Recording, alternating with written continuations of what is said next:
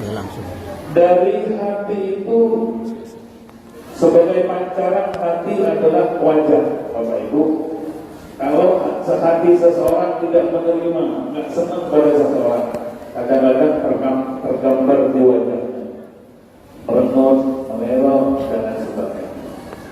Tapi kalau hati seseorang itu jembar dadanya, silakan jembar dadanya, maka kadang tergambar di wajah. Wajahnya sumringah, katanya orang Jawa itu sumringah, cerah. Tapi kalau sudah alisnya nyambung itu pertanda hatinya ruwet itu.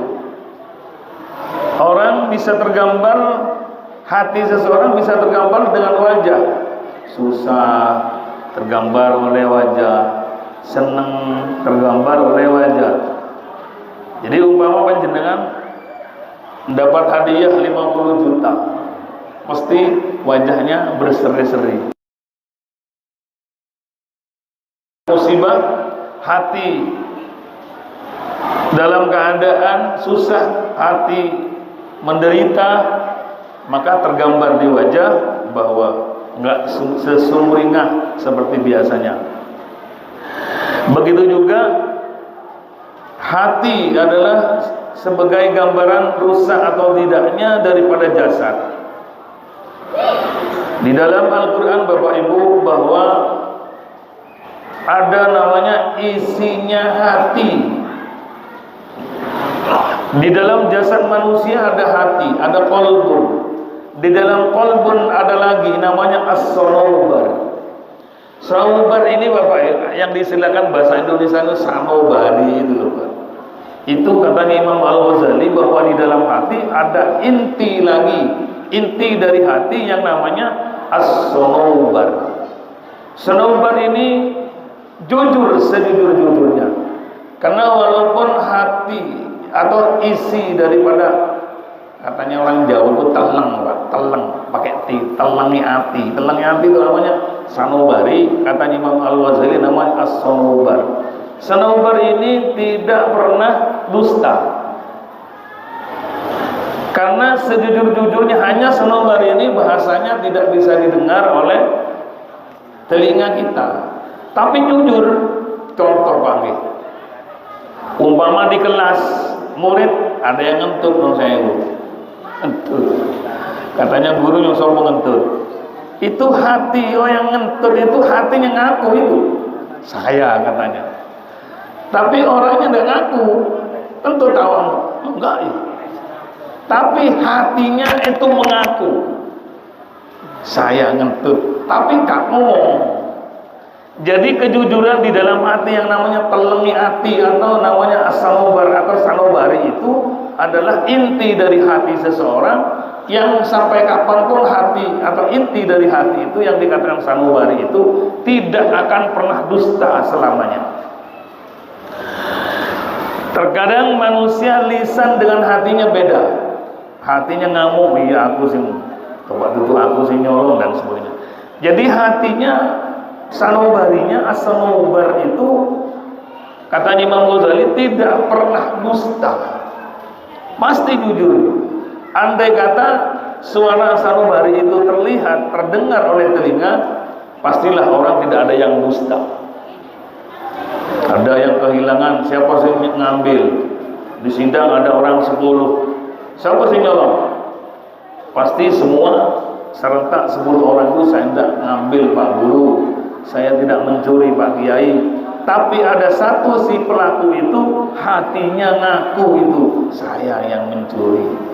Tapi pengakuannya tidak terdengar oleh telinga, tapi terdengar oleh orang-orang yang sampai kepada Allah Subhanahu wa Ta'ala. Orang yang kasyaf, orang yang mukasyafah bisa mendengar suara hati seseorang yang mengambil. Makanya orang yang kasyaf Bapak Ibu bisa menebak, menerka, mendakwa seseorang yang berbuat karena beliau orang yang sampai itu mendengar suara sanubari itu. Jadi sekali lagi bahwa sanubari itu tidak pernah dusta. Maka bila dirinci di dalam Al-Quran itu Bapak Ibu ada qalbun, ada sodrun, ada saghafun, ada ada fuadun, ada namanya suwaida, ada habbatul galbi. Itu semua adalah ada di hati. Jadi yang dipertentangkan bahwa di tubuh manusia itu ada otak. Otak itu ad-dimag. Ternyata di dalam Al-Quran bukan akal itu bukan bersarang di otak, tapi akal atau hati itu ada di dada. Berpikir itu seakan-akan memang ad-dimag atau otak itu memang Bapak Ibu tempatnya saraf-saraf yang bisa memandu kinerja tubuh. Jadi saraf-saraf yang super lembut itu ada di kepala, ada di otak, ada otak kanan, ada otak kiri, bagian untuk mengingat selamanya, bagian yang bertugas menggerakkan tangan, kaki itu bisa bergerak, ya adalah komando daripada otak itu yang dikatakan ad-dimag itu. Kemudian otak itu apabila apabila tidak berfungsi dikarenakan ada penyempitan dengan lemak-lemak atau racun di dalam tubuh, maka otak itu tidak berfungsi dengan normal, maka komando kepada tangan tidak berfungsi, maka naudzubillah tangan yang bisa menjadi CMP tidak bisa bergerak. Kenapa? Otaknya sudah ada penyempitan, bahkan ada yang pecah pembuluh darahnya, maka tidak bisa berfungsilah tubuh kita. Walaupun ad-dimag atau otak itu adalah mengomando atau kinerja di dalam tubuh seluruhnya, maka Bapak Ibu yang tetap berperan dalam hal itu adalah hati. Karena al-qalbu itu ada namanya di dalam dada juga ada namanya sadrun. Apa kalau yang dikatakan sadrun? Kita memberikan terjemah sadrun itu adalah dada. Apa sadrun? Bahwa mahallul islami, tempatnya Islam itu di dada. Jadi makanya kalau orang dadanya jembar gitu ya. Jadi dadanya jembar bukan artinya dadanya lebar, tidak. Dalam artian jembar itu berarti plong, sehingga dia melayani dengan baik, hatinya hatinya tidak ada kendala rasa benci dan sebagainya, maka dikatakan dadanya jembar. Mahallul islami wa mahallul wiswasi, tempatnya hati yang was-was. Mari opo ora ya. Sampai sembahyang sholat isya sendirian dapat 3 rakaat sampai ragu-ragu. Iki wis telu apa sik loro? Atau iki wis papat apa sik telu? Ragu-ragu itu. Itu bukan hati, berarti bagian dari hati yang disilakan disebut as-sadru atau sadrun. Ya napa Pak kalau sampean sholat 3 apa 4 ya? Padahal sebenarnya 4. Sering terjadi ketika Allahu Akbar mikiri utang, mikiri anak, istri. Ketika sholat begitu aja ikut saja karena sholat sendirian. Iki wis papat apa sih telu? Bisa terjadi. Apa yang pasti kita lakukan? Apa memaksakan 4? Apa memaksakan memutuskan 3? Yang baik karena mazhab Imam Syafi'i ketika terjadi 3 apa 4 apa 3, maka walaupun sudah ternyata 4, kita harus mengambil 3. Karena 3 itu yang lebih sedikit dan lebih yakin. Jadi kalau yang pertama adalah mahallul Islam adalah as-sadru. Mana dalilnya? Dalilnya adalah may yuridillahu ay yahdiyahu yasrah sadrahu lil Islam. Berarti Islam itu bersarang bertempat di dalam dada, sedangkan iman bertempat di dalam hati. Yang ketiga namanya juga hati, pekerjaan hati juga namanya as-sahafu. Wa huwa mahallu mahabbatil khalqi, tempat temeni rasa cintanya seseorang itu bukan di qalbun tapi di as-saghaf. Saghaf itu Bapak Ibu lebih dari sekedar cinta. Kalau cinta itu katanya lagu, walaupun orangnya jelek, tapi kalau cinta bisa lebih bisa suka, bisa senang. Kalau cinta itu adalah ya sayang gitu aja, sayang dan cinta. Tentunya lebih, kalau dirinci sayang dan cinta itu beda. Kemudian ada di atas dari, lebih dari cinta, gila cinta. Ketika terjadi faqad sawaha hubba, Nabi Yusuf ketika ditarik oleh ibu angkatnya, yaitu adalah istri yang namanya Zulaikha. Zulaikha yang mengambil anak Nabi Yusuf itu dari kecil sampai dewasa, sedangkan suami dari Zulaikha itu apa Pak ya? Impoten katanya, enggak fungsi katanya dia. Sehingga Zulaikha terjadi faqad sawaha hubba, beliau sangat bukan hanya cinta kepada Yusuf pas selaku anak angkatnya, tapi lebih dari itu namanya as-saghaf. Sehingga yang dikatakan saghaf itu gila dalam cinta, dalam artian mensukai seseorang itu lebih dari sekedar cinta biasa, itu namanya saghaf. Itu bagian daripada kinerja hati, kinerja dalam qalbun. Sehingga ketika Nabi Yusuf itu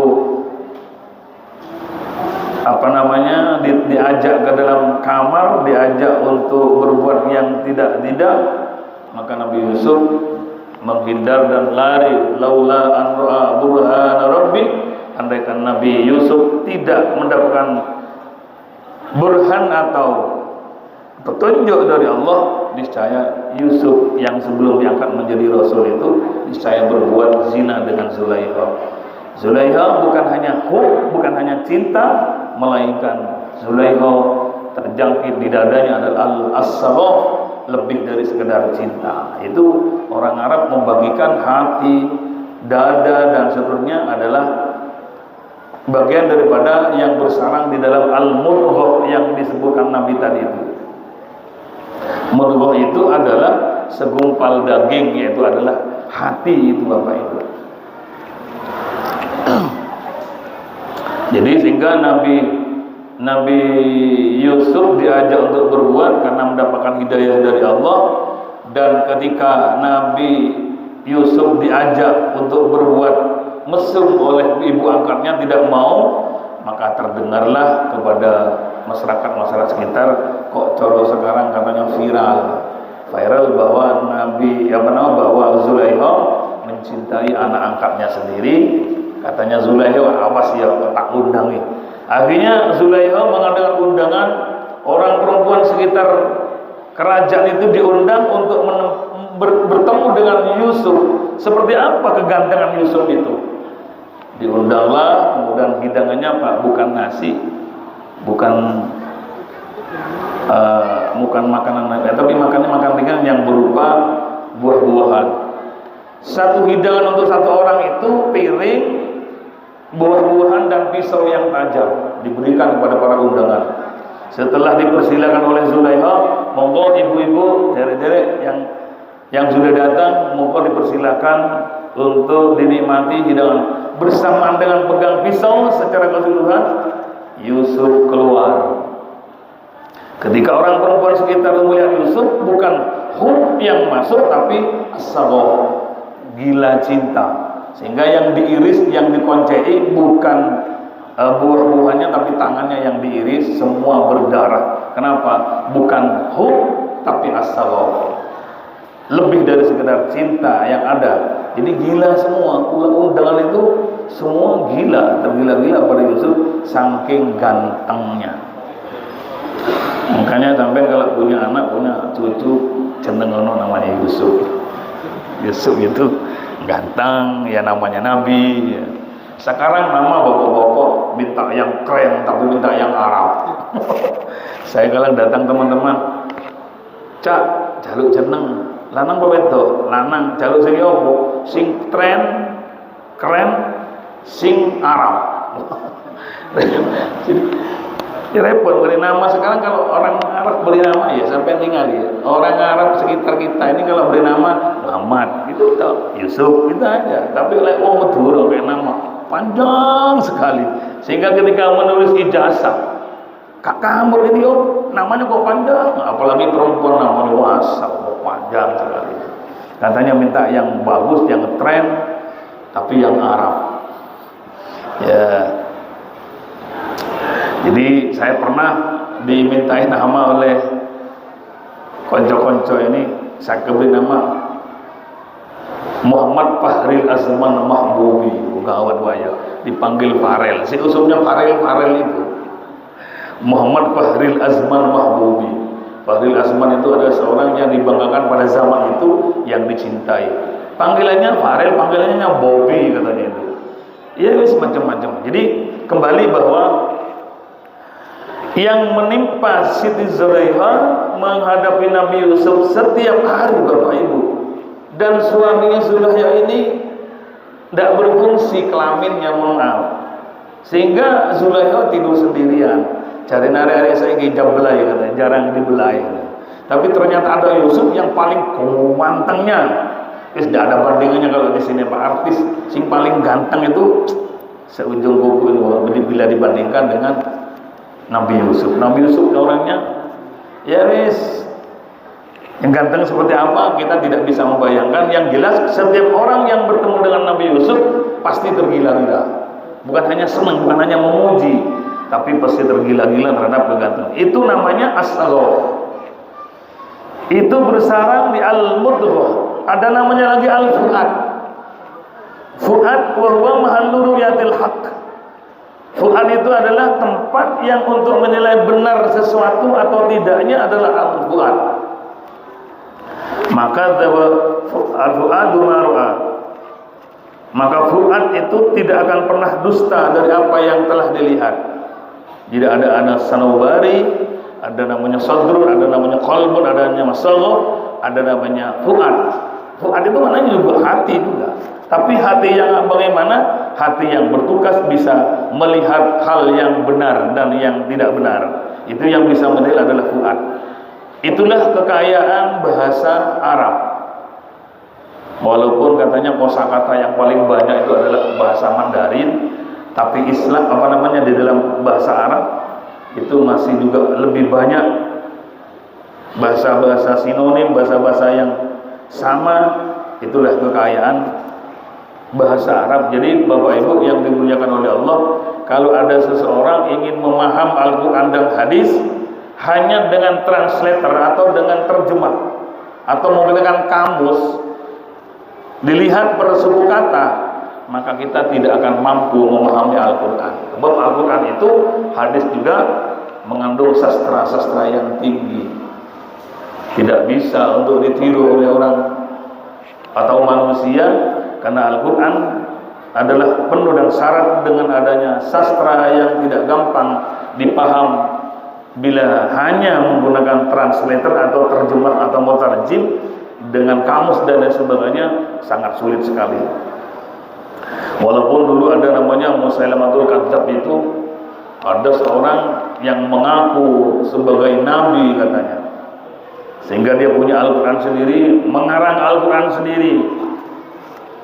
Jadi diabadikan, ditulis bahwa Musailamatul Kadzdzab itu mengaku nabi dan mempunyai Al-Quran, tapi yang dibaca itu nggak bisa membanding Al-Quran.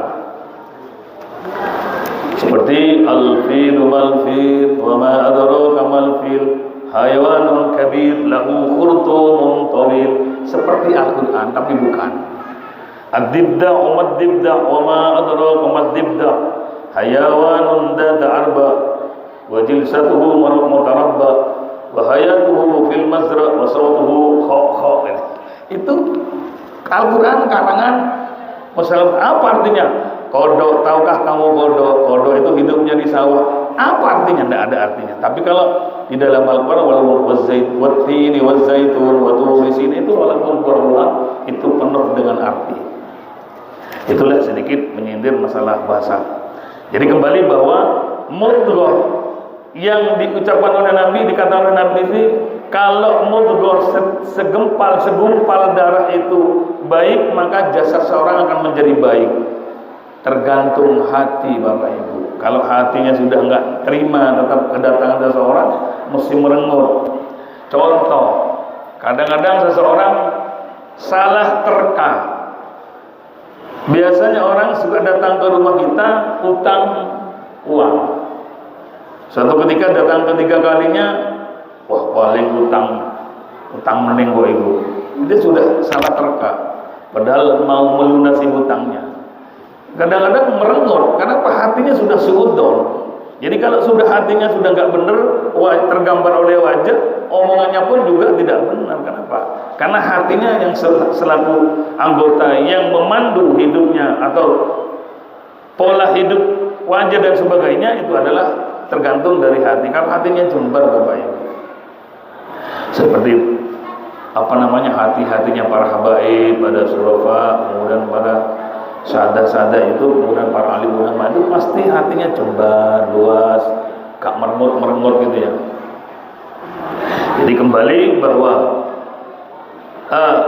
ada setiap seseorang itu aja ada hati itulah yang akan mengomando kinerjanya seseorang di dalam kesehariannya. Jadi walaupun katanya tadi adalah otak adalah yang memandu kinerja tubuh, mulai digerakkan jari-jari dan sampai seluruh tubuh adalah otak, akan tetapi masalah bicara secara basirah, kemudian masalah tempatnya melihat yang hak, tempatnya hal yang mencintai, menyukai seseorang, kemudian tempatnya iman, tempatnya Islam, ada pada dalam hati. Walaupun setelah dirinci ada sadrun, ada qalbun, ada salafun, ada fuadun dan seterusnya, ada habbatul qalbi dan sebagainya.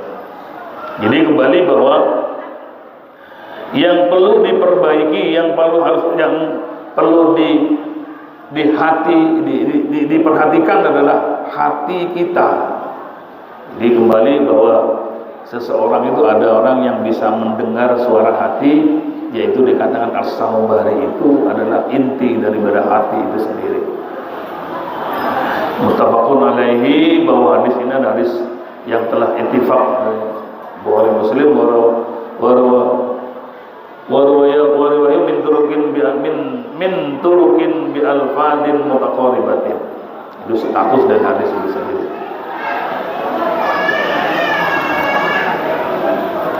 Melanjutkan ke hadis berikutnya. Wa an Anasin radhiyallahu anhu, saking sahabat Anas radhiyallahu anhu, anan Nabi, bahwa Nabi Muhammad sallallahu alaihi wasallam wajada nemu sapa Nabi tamrotan ing biji ing kurma fitoriki di jalan.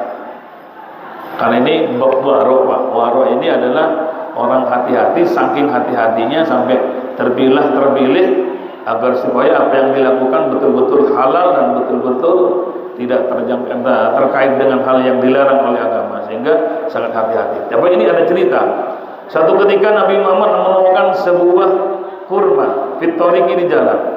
Faqala muqallid dawu sapa Nabi, laula anni akhafu an takuna minas sadaqati la aqaltuha.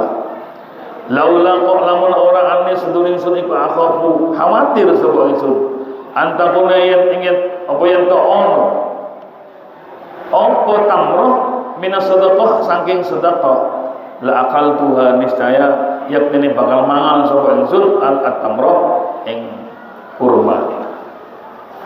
Bapak Ibu, Nabi dan dzurriyyahnya sampai hari kiamat diharamkan memakan uang zakat dan sedekah. Maka di sini dinyatakan sedekah yang sunnah dan sedekah yang wajib.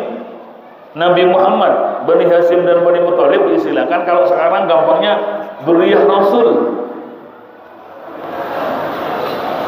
Habib kata istilahnya, atau habaib, kalau yang laki-laki, yang perempuan adalah hubabah yang senior. Itu tidak boleh makan, istilahnya memakan sedekah wajib. Sedekah wajib adalah zakat dan sedekah sunnah, tidak boleh. Kenapa? Sedekah atau zakat itu adalah kotoran daripada harta, sedangkan Nabi dan dzurriyyahnya adalah orang yang suci, sangat tidak pantas memakan kotoran harta. Zakat itu adalah kotoran harta, kotoran rezeki, sehingga para habaib dan para hubaba tidak diperkenankan memakan barang itu. Maka Nabi menyatakan di sini, andai kata satu kurma ini jelas bukan sedekah, niscaya akan saya makan. Jadi umpama ada habaib yang menerima zakat fitrah atau zakat mal, diterima tapi tidak dimakan sendiri, itu diberikan pada orang fakir di sekitarnya. Pastikan, yakinlah Bapak bahwa ketika ada seorang habaib atau hubabah menerima zakat atau sedekah wajib, diterima, memang diterima, tapi tidak dimakan sendiri. Kenapa? Karena memang Banu Hasyim dan Banu Thalib diistilahkan dengan habaib dan sekeluarga dan turunan dari Nabi, diharamkan memakan barang. Maka Nabi ketika menemukan sebiji kurma, Nabi menyatakan, laula anni akhafu an takuna minas sadaqatil akaltuha. Andai kata saya tidak khawatir bahwa sebiji kurma yang aku temui ini bukan betul jelas bukan sedekah, maka akal tuha, maka niscaya akan saya makan. Apa artinya di balik itu? Di dalam bab luqotoh itu di dalam mazhab Imam Syafi'i dirinci serinci-rincinya. Menemukan barang di jalan itu ada kalanya hewan yang ketika kita menemukan mesti membiayai beri makan. Kadang-kadang ketika menemukan barang di jalan itu adalah barang yang masih berharga seperti emas dan lain sebagainya. Dan secara global bahwa barang teman atau luqotoh itu ada yang syekh hakir, mala yuqradu anhu, ada yang yuqradu anhu. Ada barang yang jatuh di jalan yang ditemukan oleh kita itu barang yang remeh dalam artian mungkin harganya cuma 1.000. Kalau 1.000 nemu ya barang kecil atau 500 rupiah. Itu namanya malayu rotuan, suatu yang tidak dihiraukan. Nanti termasuk sayun hakir. Ada luqotoh temuan itu yang memang besar. Sampai dari makam Sunan Ampel keluar ada sak bendel di dalam kresek, setelah dibuka ternyata kok uang diambil, enggak. Sampai nemu kresek, buka dikira koran, ternyata setelah dibuka bendelan ratusan ribu itu ada 3 bendel. Diambil apa enggak? Wajib diambil, tapi bukan untuk dimiliki, untuk diselamatkan dan ditakrif, misalnya diumumkan untuk dikembalikan kepada yang memiliki. Sebab itu bukan barang halal, tapi punya orang yang jatuh gitu aja. Kalau ternyata menyimpan barang temuan itu butuh biaya, maka biayanya diambilkan dari harta itu. Jadi sekali lagi, apabila panjenengan nanti menemukan gelang, menemukan jam yang mahal di tempat perwuduan itu, atau ada uang yang jatuh, itu wajib diambil. Kenapa wajib diambil? Sekarang banyak orang tidak jujur. Kalau dibiarkan diambil orang lain, apalagi yang menemukan itu orang yang nggak jujur, dibilang rezeki, oleh rezeki. Bukan rezeki kalau temuan, Pak. Barang temuan itu hanya punya orang yang jatuh. Kecuali sayun hakir, si hakir atau malayu rotuan, sesuatu yang tidak dihiraukan oleh bis cuman 1.000 aja, kah? Itu maka boleh memakan. Mengambilnya uang 1.000 itu hukumnya boleh. Secara fikih, secara hukum fikih boleh mengambil karena termasuk malayu rotuanhu, sesuatu yang tidak dihiraukan dan disingkirkan oleh yang wis kapopo cuma 1.000. Secara fikih Pak ya, secara fikih. Tapi secara tasawuf gak mau Pak. Orang tasawuf itu gak mau. Ya tetap barang temuan ya tetap ya miliknya. Tapi di sini Nabi memberikan contoh bahwa apabila sesuatu yang jatuh yang kita temukan di jalan adalah barang yang murah, seharga biji kurma, seharga kurma sebiji maksudnya, bukan sebiji kurma tapi kurma sebiji, satu kurma, itu termasuk barang yang remeh, artinya yang kehilangan tak pakai nolongso. Terus kak bopo cuman 1.000, kak bopo cuman sebiji kurma, nggak masalah. Maka kata Nabi, andai kata tidak khawatir bahwa sebiji kurma yang aku temukan ini adalah barang sedekah, niscaya saya makan. Artinya ini namanya litawassul, Pak. Bukan Nabi mengajarkan nemu 1000 dimakan, tidak. Jadi Nabi berbuat, Nabi punya pengalaman berbuat seperti itu bukan berarti mencontohkan kepada kita lek nemu barang yang cilik boleh dimakan, tidak. Itu namanya ditawassul, boleh wae. Kalau tidak dicontohkan kan orang nanti kan tidak tahu hukum yang sebenarnya. Jadi hal semacam ini bukan mencontohkan lek barang remeh boleh dimakan, tidak semata-mata seperti itu, akan tetapi Nabi memberikan contoh kepada umatnya. Kalau menemukan barang yang remeh begitu boleh diambil, dalam artian dalam fikih Imam Syafi'i tetap bertanggung jawab ketika ada orang yang mengaku bahwa saya kehilangan sebiji kurma, kamu yang mau makan, saya minta ganti. Tetap harus bersedia, karena ketika kita bertindak harus bertanggung jawab. Walaupun sebiji kurma ternyata ada yang mengaku itu kurma saya, kenapa sampean makan? Oke, sampean konsekuensinya adalah sanggup mengganti barang yang dimakan itu, karena termasuk syai'un hakir atau malayu rodu anhu, sesuatu yang tidak dihilaukan oleh pemiliknya.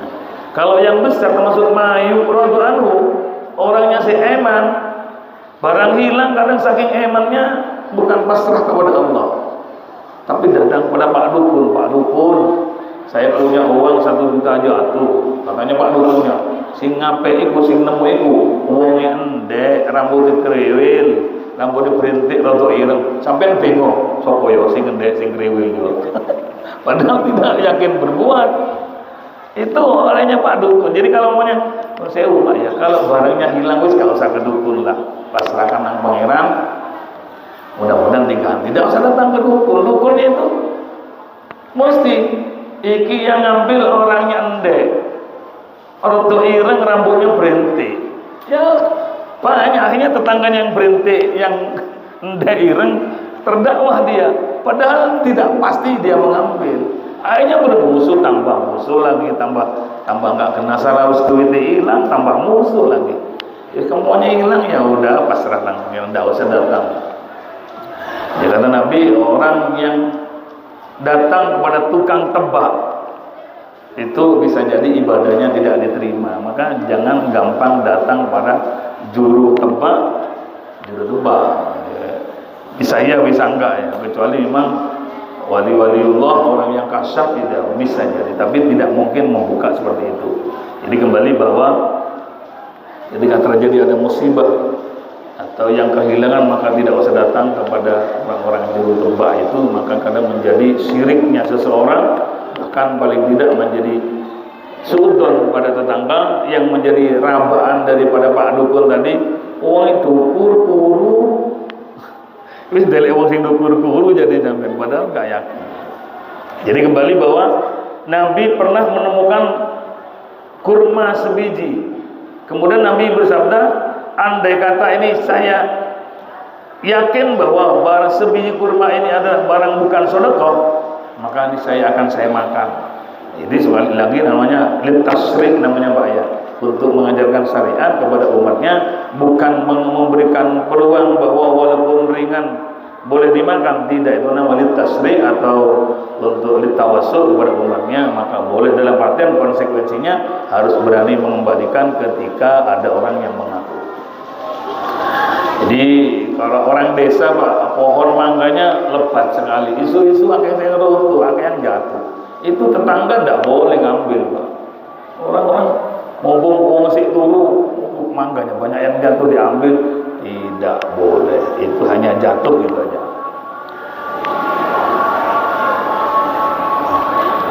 Bapak Ibu dan hadirin wal hadirat mustami'in yang dimuliakan oleh Allah Subhanahu wa taala, hal-hal atau ibadah yang berkaitan dengan hati itu adalah sangat penting, dalam artian mengatur hati. Hati yang dikatakan Nabi tadi adalah bahwa setiap dalam jasad seseorang itu ada segumpal daging, yaitu adalah hati itu tadi. Maka kalau hatinya baik, maka akan menjadi baik seluruh tubuhnya, dan apabila tidak baik, maka akan berpengaruh tidak baik kepada kita. Dalam artian, mari kita bersama-sama menjaga hati, jangan hati kita dilepas dengan sesuai dengan hawa nafsu kita, tapi dari hati maka akan tercermin pekerjaan yang baik. Dengan hati maka tercermin di tindak langkah kita, artinya diatur oleh hati, walaupun ternyata tadi hati itu ada macamnya sekian. Demikian, mudah-mudahan apa yang kita kaji bersama menjadi tambahan ilmu kepada kita bersama. Mudah-mudahan ini menjadi bahan koreksi bagi saya pribadi, dan mudah-mudahan menjadi bahan renungan kita bersama, sehingga kita bisa menjadi orang yang semakin baik hatinya, sehingga dengan hati yang baik insya Allah kita akan masuk tergolong umat Nabi Muhammad yang baik, dan insya Allah kita berkumpul di surga bersama dengan Nabi Muhammad SAW. Amin Allahumma amin. Al-Fatihah. Alhamdulillahirabbil alamin. Iyyaka na'budu wa iyyaka nasta'in. Sallallahu alaihi wasallam. Alhamdulillahirabbil alamin. Allahumma shalli ala sayyidina Muhammadin al-fatihil lima ughliqa wal khatimi lima sabaq. Nasiril haqqi bil haqqi wal hadi ila siratikal mustaqim wa ala alihi wa sahbihi. Allahumma ij'alna wa auladana wa talamidana wa dhurriyyatina wa zawjatina min ahli wa la taj'alna wa salihun. Allahumma khtim lana bil iman, Allahumma khtim lana bil iman. Allahumma inna nas'aluka min khairi ma sa'alaka minhu nabiyyuka Muhammad sallallahu alaihi wasallam, wa na'udzu bika min syarri ma sta'alaka minhu nabiyyuka Muhammad. Rabbighfir lana wa liwalidina warhamhum kama rabbawna shighara. Sallallahu alaihi wasallam. Subhana rabbika rabbil izzati amma yasifun wa salamun alal mursalin walhamdulillahi rabbil alamin. Rabbana taqabbal du'ana bi haqqil Fatihah. Bismillahirrahmanirrahim. Assalamualaikum warahmatullahi wabarakatuh.